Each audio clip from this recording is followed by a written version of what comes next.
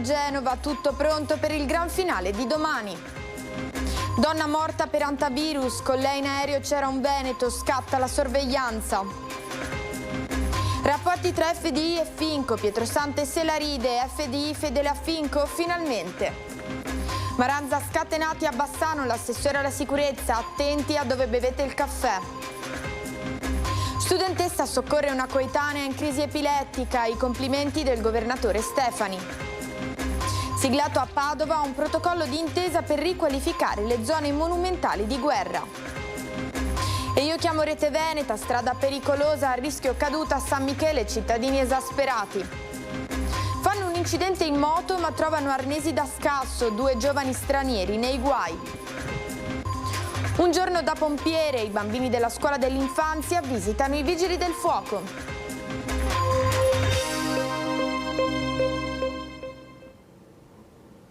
Buonasera e bentrovati a questa nuova edizione del TG Bassano. È tutto pronto per il gran finale della 97esima adunata degli alpini. Domani l'atteso sfilamento delle penne nere. Ma vediamo cosa sta succedendo adesso a Genova. Ci colleghiamo con il nostro inviato Lucio Zanato e alla parte tecnica Alberto Pivetta. Buonasera Lucio.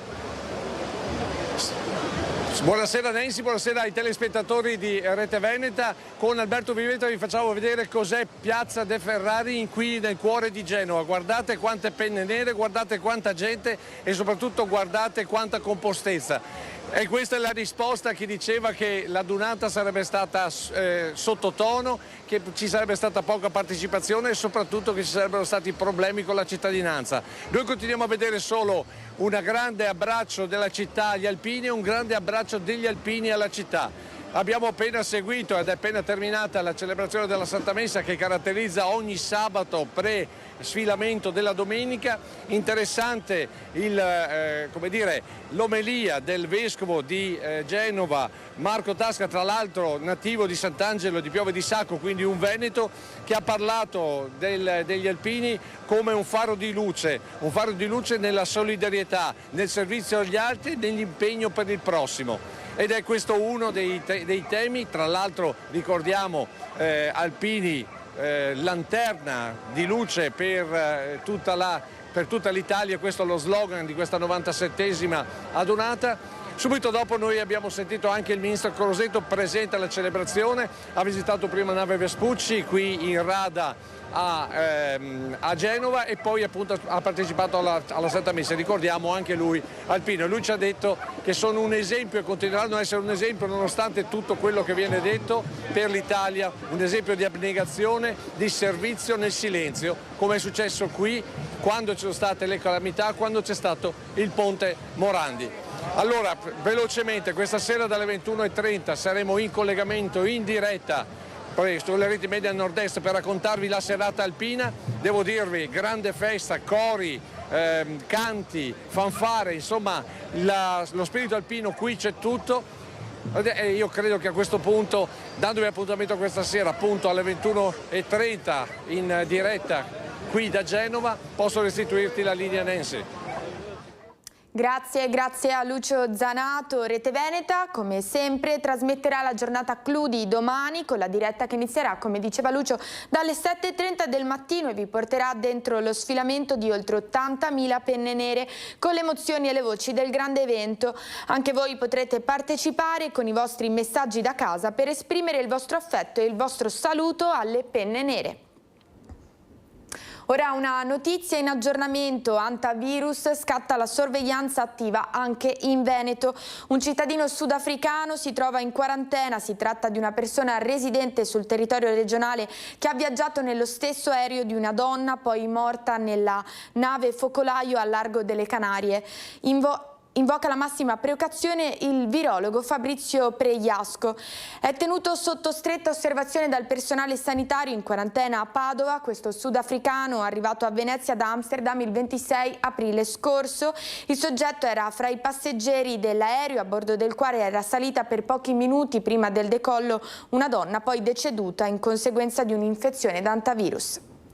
Ora invece torniamo a Bassano, non si spegne l'eco delle polemiche politiche. Gianluca Pietrosante non ci sta a rimanere con il cerino in mano dopo l'impallinamento dell'assessore Andrea Zonta da parte della maggioranza. Chi pensava che il tempo avrebbe curato le ferite del Consiglio Comunale, dove la settimana scorsa la maggioranza ha impallinato l'assessore Andrea Zonta, si sbagliava di grosso.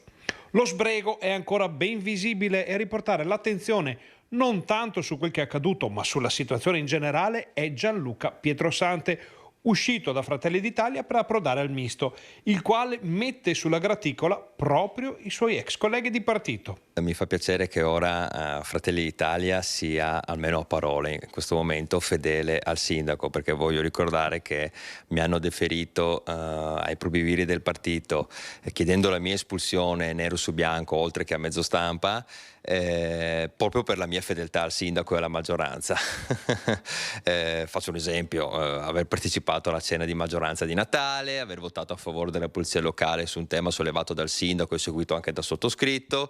Pietrosante era stato indicato come uno dei fautori dell'impallinamento di Zonta proprio da Nicola Giangregorio, coordinatore del circolo meloniano bassanese. Ma lo scapigliato Gianluca non ci sta e rimanda al mittente le accuse. Prendersela con me è una lettura non solo fuorviante ma sbagliata, ecco. Non sarebbe comunque passata con la mia astensione o col voto contrario, ecco. E io la vedrei più come una dialettica politica all'interno della maggioranza che in questo specifico provvedimento ha sfiduciato il proprio assessore, ecco. Insomma, non vedrei scossoni della maggioranza, anche perché subito dopo, tengo a precisare, si è votato il bilancio. Lì la maggioranza si è dimostrata assolutamente compatta, compreso il sottoscritto. Resta il dubbio sul fatto che la maggioranza in questo momento sia a macchia di leopardo, per non dire a tempo determinato. E qualche dubbio lo solleva pure Pietrosante. La storia di questa amministrazione da 2 anni a questa parte ha dimostrato che ci sono stati diversi episodi politici e amministrativi di tensioni portate dal gruppo di Fratelli d'Italia. Il casus proprio belli è stato quello lì della polizia locale, insomma, dove voglio dire su temi sia amministrativi ma anche con una visione politica il mio vecchio partito ha votato convintamente contro, ecco.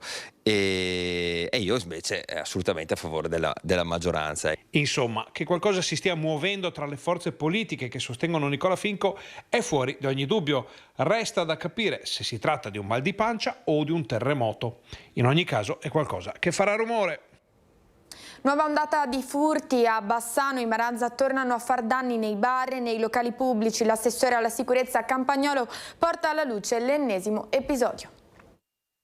Mi risulta che comincia a prendere un attimo piede questo meccanismo di ragazzotti muniti di monopattino che si aggirano nelle vicinanze o dentro alcuni locali pubblici nell'immediata adiacenza al centro storico. E da quello che riesco a intuire sembra scelgano delle vittime che magari si avvicinano a consumare e si ritrovano improvvisamente senza portafoglio. E questo è un indicatore. È un indicatore che ci permette di valutare questa novità del fenomeno, ma anche di avvisare, di mettere nell'avviso sia gli esercenti che i frequentatori di certi locali. E bisogna stare molto attenti, perché se comincia a farsi strada questo modus operandi, bisogna essere pronti. E quindi cosa posso dire di più? So che è successo nelle vicinanze di Bassano, del centro storico. So che il cittadino ha anche rincorso i soggetti non perdendoli di vista, e di questo mi raccomando. Non prendiamo iniziative che possano essere a nocumento, che mettano a repentaglio l'incolumità del cittadino. Sicuramente i carabinieri e la polizia vanno immediatamente informati tempestivamente. In questo caso effettivamente i carabinieri sono riusciti ad assicurare alla giustizia almeno 2 dei 3 esecutori. Perché 2 dei 3? Perché 2 erano dentro che monitoravano la cosiddetta vittima e uno faceva da palo all'esterno. Quindi dovete sapere che c'è questa situazione che comincia a prendere piede e su cui bisogna essere anche preparati. E ora una bella storia che ci porta tra Asiago e Chioggia e ha come protagonista una studentessa di 17 anni. Stavamo andando a scuola e a un certo punto una ragazza si è iniziata a sentire male, io ho riconosciuto subito i sintomi di una crisi epilettica, allora sono uscita dai sedili, sono andata verso di lei nel corridoio del bus e l'ho messa subito in posizione di sicurezza così da essere sicuri che non si soffocasse appunto. Poi ho coordinato 2 ragazzi, una ragazza di chiamare gli educatori per farli arrivare con il farmaco e invece un ragazzo di chiamare l'ambulanza, infatti dopo poco, dopo 15 minuti è arrivata e la ragazza adesso sta bene, è a casa. L'importante appunto era quello e mi hanno ringraziato anche i medici di Asiago perché hanno detto che sono stata brava a metterla in sicurezza, infatti non ha riportato nessun trauma e sta bene. Sangue freddo e concentrazione, è così che la 17enne Matilde Armelao, studentessa al Rigonistern di Asiago e figlia del sindaco di Chioggia Mauro Armelao, è riuscita a soccorrere una compagna mentre si trovavano sullo scuolabus per raggiungere l'istituto superiore. Una prontezza di riflessi che le ha permesso davvero di fare la differenza. Fondamentali anche le conoscenze acquisite durante un corso sulla sicurezza fatto in un campo scout quasi per caso, ma qui al caso non è stato lasciato proprio nulla. Ho avuto un secondo per dire ok, devo darle una mano perché sennò stava male e non ho pensato in realtà ad altro, mi sono concentrata solo su di lei, infatti non mi sono accorta quello che stava succedendo intorno, io pensavo solo a lei che stesse bene. Ho pensato solo ad aiutare una coetanea, dice la studentessa Chioggiotta, che si divide tra la scuola e gli allenamenti di pattinaggio artistico allo stadio del ghiaccio di Asiago.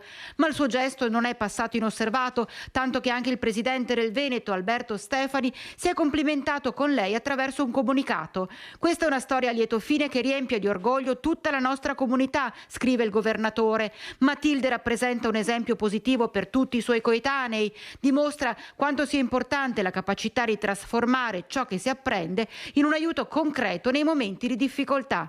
È palpabile la soddisfazione di Matilde. Sono contenta che gli sia arrivata voce così da sapere che ci sono anche dei ragazzi bravi che fanno delle buone azioni. E io chiamo Rete Veneta, la segnalazione di un cittadino di San Michele, sentiamo. Un problema di sicurezza dove chiedevamo che venga messa una stazionata sicura in modo che non si rischi che qualcuno vada giù in macchina perché ogni volta che si fa retromarcia è un pericolo. Ma non sembra sia stata molto ascoltata. Il rischio di cadere è quotidiano in Contra San Michele a Bassano del Grappa e le lamentele dei cittadini sono sempre di più. Si tratta tra l'altro di una strada piuttosto frequentata con sentieri che vanno fino a Val Rovina.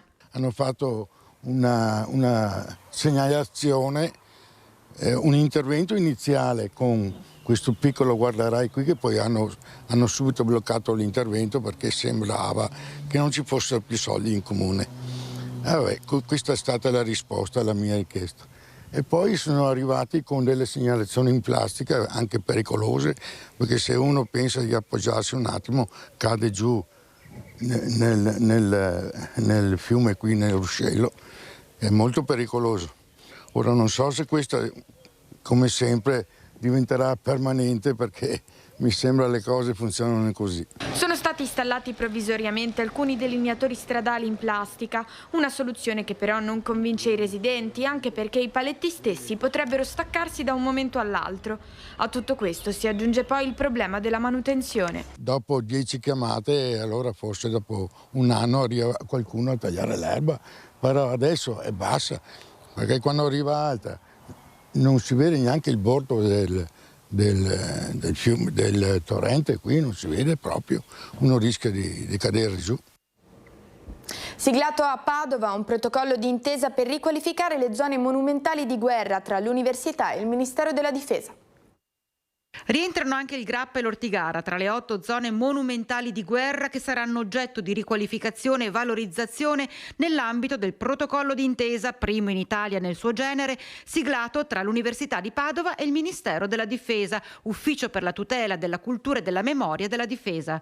Si tratta di 8 luoghi della memoria che rappresentano non solo un simbolo storico-architettonico, ma una viva testimonianza del sacrificio di centinaia di migliaia di giovani che hanno dato la vita per il loro paese.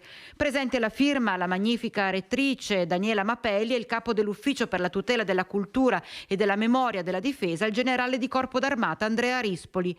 Saranno contestualmente studiati e valorizzati anche i sepolcreti militari limitrofi e nel prossimo futuro quelle strutture che custodiscono i resti immortali dei nostri caduti all'estero, tra cui El Alamein, alcuni sepolcreti in Germania connessi con la deportazione e gli internati italiani nella Seconda Guerra Mondiale e il più importante sepolcreto italiano di Bligny in Francia, legato alle vicende storiche della Grande Guerra.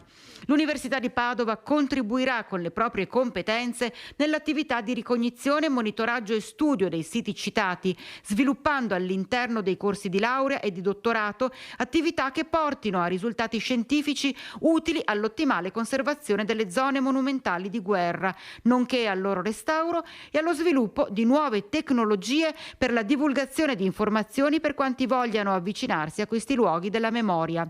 L'ufficio del Ministero della Difesa, al suo canto, si impegna a autorizzare e agevolare le operazioni da parte dei ricercatori dell'Ateneo, mettendo a disposizione il proprio personale tecnico per la raccolta di informazioni ai fini di studio, elaborati di tesi e attività di ricognizione e monitoraggio svolte da studenti e docenti. E adesso invece alcune notizie dal territorio.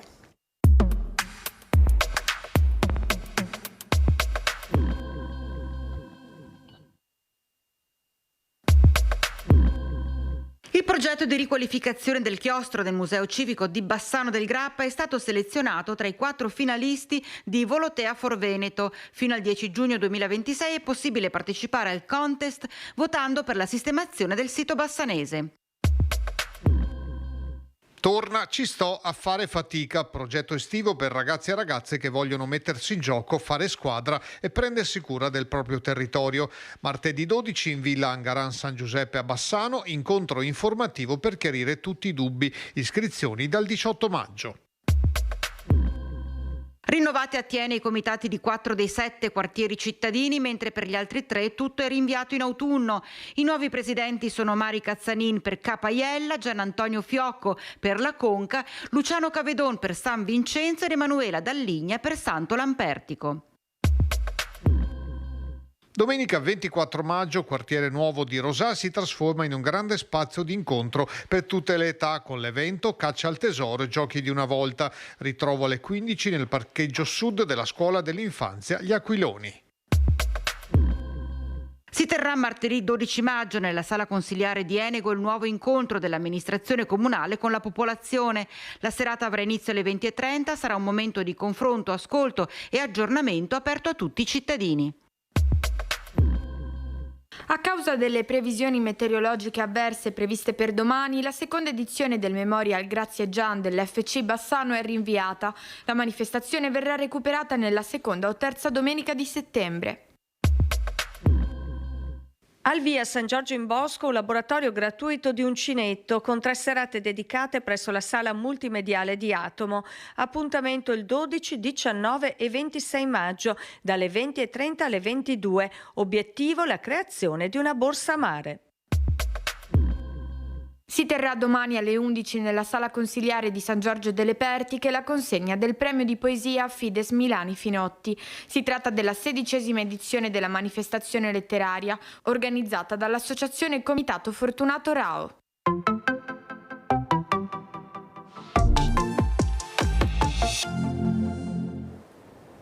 Fanno un incidente in moto e durante le operazioni di soccorso emerge il sospetto che si tratti di una banda di ladri.